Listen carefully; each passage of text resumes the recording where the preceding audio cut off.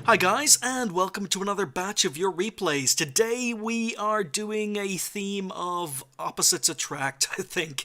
It's the best I could come up with. I'm featuring two Tier 7 TDs, the SU-152, which is a big, slow, derpy TD, and we're going to follow that up with a game in the E-25, which is a fast, agile and maneuverable TD.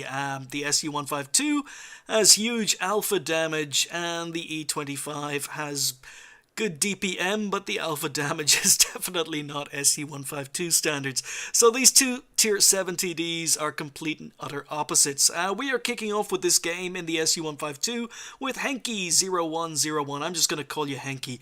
Henky's from the Tog2 clan, and he's gotten himself into a Tier 7 game, so he's top tier in Sacred Valley. And nice matchup for the tank. Let's just get going. So, Henky is using the stock gun or the derp gun on the SU-152, and this is the gun I used all the way through the 152 as well. He's got 2 premium rounds loaded up first of all. I don't know whether he's one of these players who has a couple of premium rounds and they shoot them first in a game and then move on to the regular ammo. You'll notice he doesn't have any AP on the tank. I don't have any AP on my SU-152 either. In fact, I pretty much only fire HE because the HE is fantastic, but the premium ammo is pretty good. 250mm of penetration with heat, but you get less alpha damage, if you can call 700 alpha damage less. The HE has 86mm of penetration and 910 alpha damage if it penetrates. Even if it doesn't penetrate, you're still going to be getting pretty high HE rolls. Now, it is a game on Sacred Valley, and there aren't very many tanks moving up the hill. There are a few, but Henky's actually got up here quite quickly. It's encounter. And it looks as if Henky's using a camo net, but not binocs. So, it is just a question of waiting for enemy tanks to spot, or for friendly tanks to spot enemy tanks for him. If he's not using binocs, maybe he's using coded optics, I have no idea. But looking at the mini-map, his view range doesn't seem to be that good, so I don't think he's using optics of any kind. He's just looking for potential targets. But friendly tanks are starting to die. Score is 0-1. And looking at the mini-map, it looks as if most of the enemy tanks have actually gone north. In fact, all but 4 enemy tanks have been spotted now, and they're all north, so I don't know how much joy he's going to be getting here. Just waiting for friendlies to spot. There's a T-29 and an IS who've moved up. They're advancing, but they haven't spotted anything. There's a Churchill 7 who's just out of Henky's render range.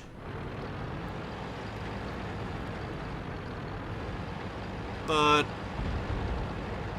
Henky's team are being annihilated. They've just lost 4 tanks.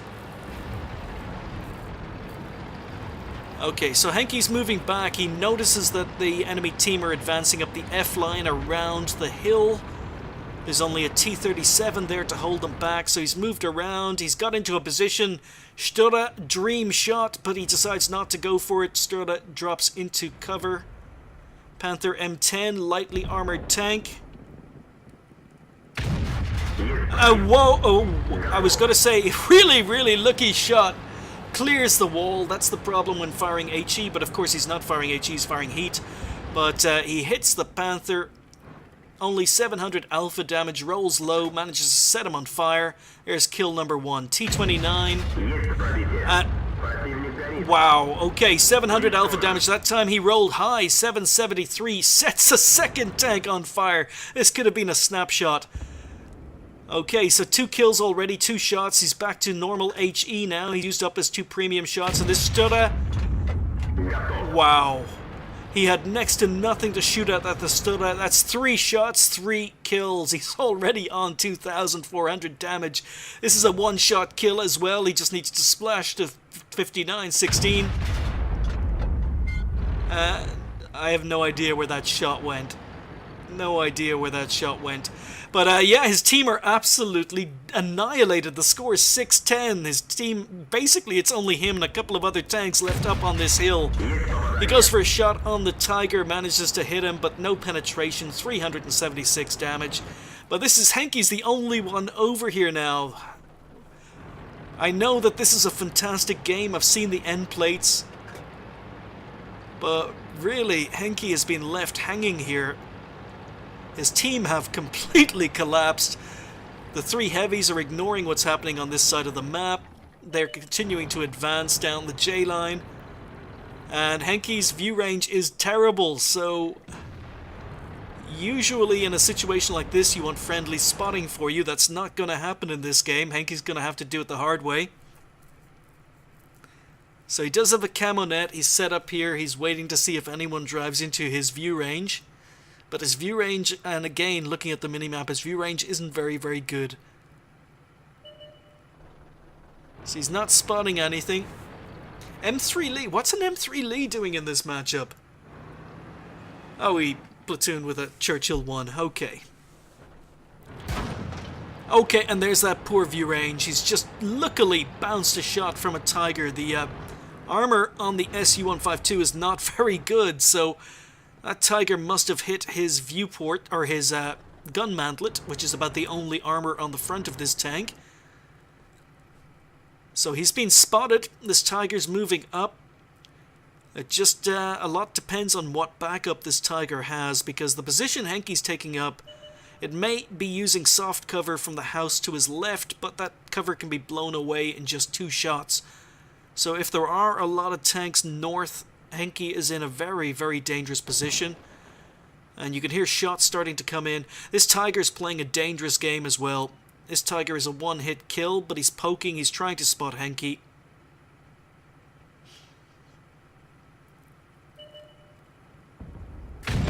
And Henke goes for it. Didn't have much to shoot at, but the accuracy, other than that one shot in the 59-16, is working. So there's kill number 4. Shots coming in. Another shot is bounced. For some reason the Churchill 1's firing HE. Henke does have side shots, but it's a track shot. No guarantee of a penetration. He does hit the Churchill 1 for 300 plus damage. And the Churchill 1 gets taken out. So it's all a question of what tanks remain north. There's a T-37, a light tank. He doesn't even need to hit this guy directly. Splash damage might kill him. He's struggling with his gun depression, trying to get his gun down. Finally does. Goes for a snapshot before being fully aimed. Takes him out. So he's up to almost 4k damage. 5 kills. And this was looking like a complete and utter rout, but still not looking great. The score is 10-12, but looking a lot better than it did a couple of minutes ago. There's that M3 Lee. And Henke's moving forward. He's risking taking shots from the north. And I don't think he even hit the M3 Lee there. He may have scratched the track, but takes out the M3 Lee for kill number 6. 4.1k damage. That's his top gun. It's already a great game in the SU-152. I can't believe the start he had. He set 2 tanks on fire in a row. That shot in the Panther M10, lucky to go in, or unlucky to roll low, but sets him on fire. And then a big, big hit on a Tiger, or T-29, sets him on fire. Really, really nice start to the game. Oh, and not to mention the one-hit kill on the Stura.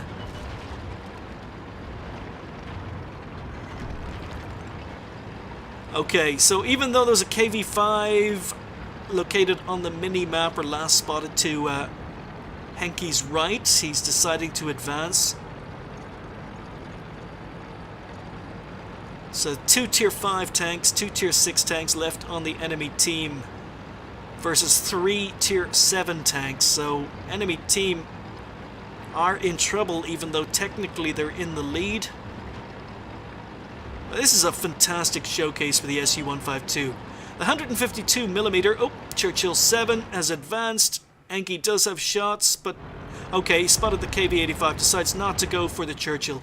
But this is actually the stock gun on the SU-152, and even though I unlocked other guns for this tank, a bit unlucky. Could have gone for an engine deck shot in the KV-85. He takes a couple of shots from a VK-3001H.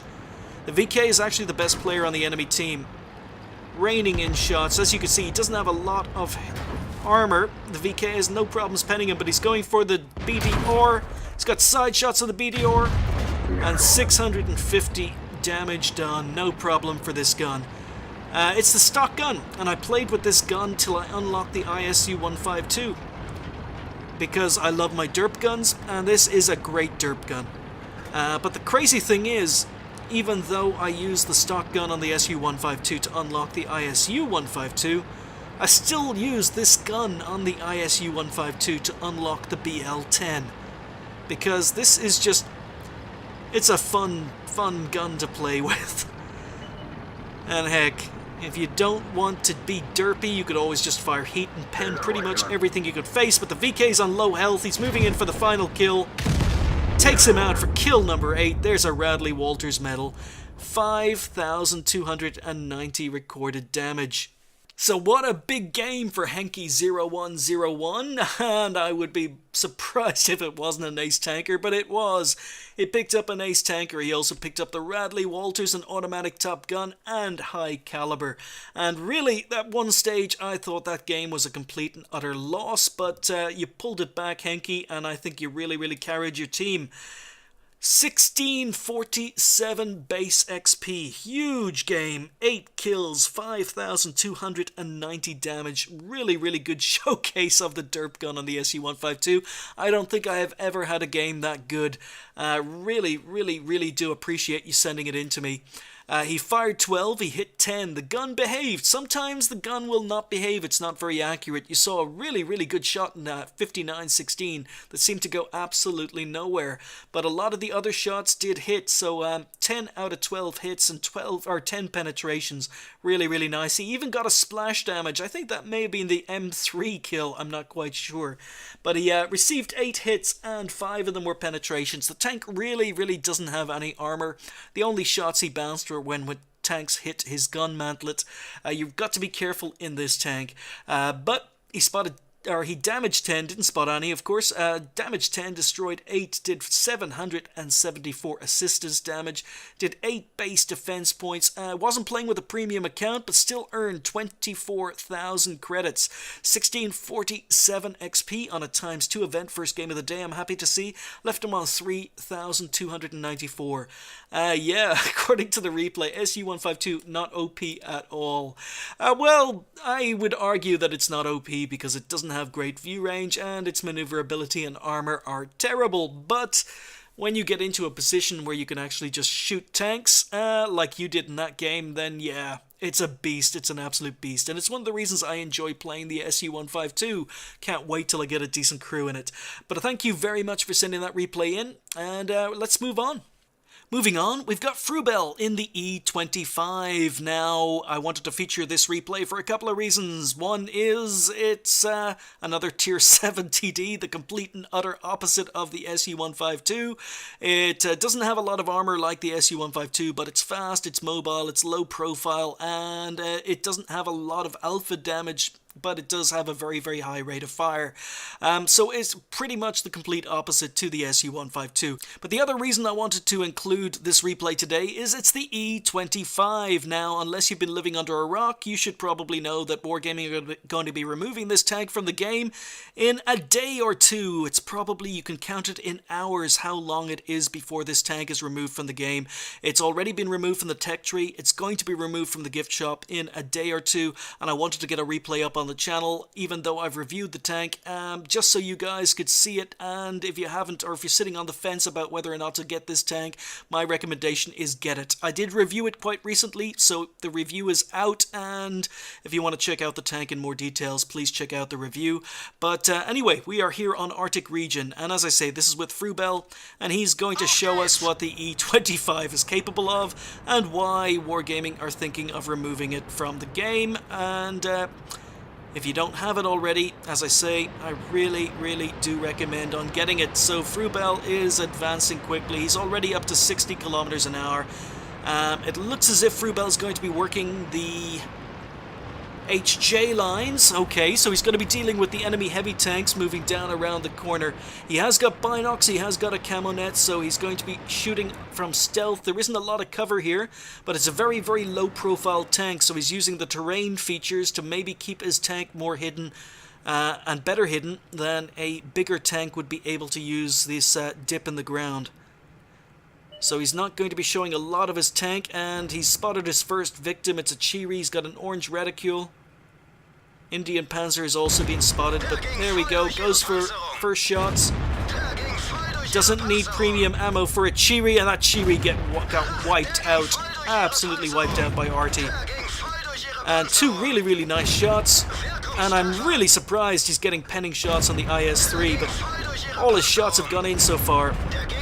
That's his first bounce. Super Pershing, IS-3, T-150, all heavily armoured tanks, and Freubel was going for weak spots. Was, I would say, maybe a little bit lucky those shots actually went in, but some good shooting. I know Freubel's an experienced player. And that shot goes a little bit high. The gun is fast firing, it's accurate. He is trying to aim at weak spots. Trying to go for the cupola on the T-150, not working. Going for just above the spaced armor on the Super Pershing. Now he has been spotted, his sixth sense did go off, and it's very, very dangerous to sit here. Super Pershing has put a shot in. Freubel is doing a lot of damage. Okay, he's finally moved, and thankfully he moved because someone just missed him, but Super Pershing still gets another shot in. And with 3 RT on the enemy team, I think maybe as soon as sixth sense had gone off, I would have moved. Now, as per usual, I have not watched these replays. I'm kind of just looked at the end sheets. I just don't have time to watch them and then record them. It cuts down my productivity by 50% if I watch them before recording. But I know that these are 2 really, really good games I'm showing you today. So Freubel has moved into cover,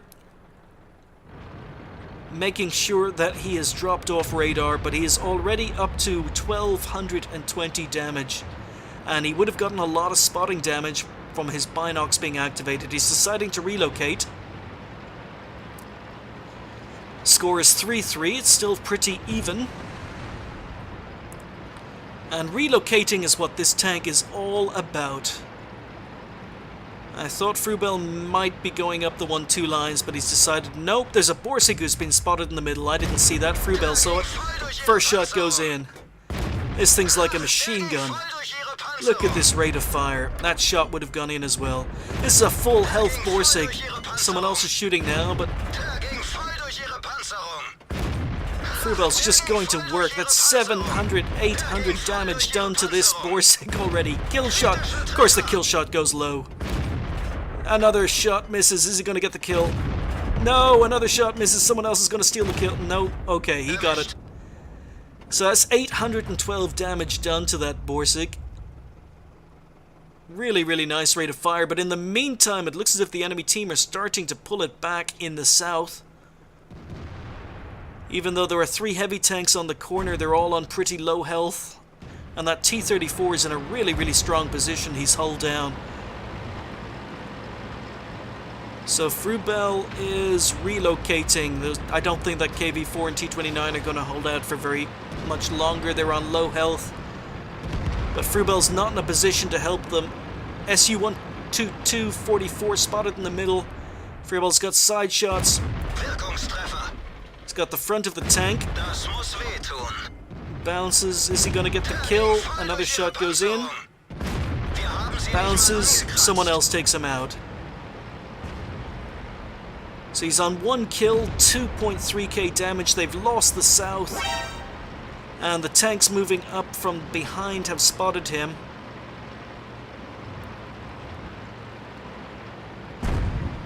So nice evasion. That looked like an RT shot.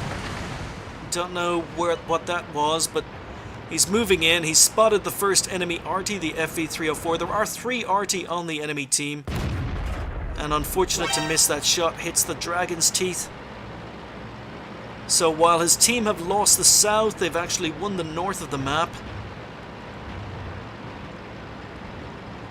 And Freubel is moving in. His team are telling him to cap, but I don't think it's a good time to cap. So he's been spotted. So there's 1 RT here. Stops, misses, second RT. This is dangerous. He's sitting still. Really, really lucky that the AMX missed him, but he does get one shot in. Someone else takes him out. Now he's chasing down this Crusader SP, but the problem with chasing a Crusader SP is its gun faces backwards. So chasing him is dangerous. He does sneak another shot in. So Crusader SP is a one-hit kill. In the meantime, the enemy team are advancing in the south, so Freubel... don't know whether he should have capped, but he goes for the kill. Here's kill number 2. Nice shot on the move from the E-25. This is a KV-5 capping. IS-3 has actually come back to try and stop the cap, but Freubel is moving in. He's been spotted by the IS-3. He's chasing down the FV-304. Shame he didn't get a kill shot on the AMX, because if he can kill this FV, it would be a Pascucci's. There's the FV. I'm surprised the FV didn't run away. FV decided to stay and fight, puts one shot into him. And again, quite lucky the FV didn't actually pen. Misses his kill shot. Is he going to get him? FV may be fast, it may be maneuverable, but actually it's not as maneuverable as it used to be, but definitely not as fast and maneuverable as an E-25. Now, in chat, he's calling, the FV is calling Freubel a gold moron, but he doesn't realize that Freubel has actually run out of AP. Freubel has fired all his AP ammo. He's actually got no choice but to fire premium ammo. I missed when that happened. But you don't actually get that much ammo in the tank, and things are looking a little bit iffy here. It is 3 versus 2. Now it is 2 versus 2. Freubel has been spotted. He's going in. There's a T-150 here. No idea how much health he's on. And it doesn't matter. Wow. T-150 derps him. So you can see the E-25 doesn't have a lot of armor. You don't want to get hit.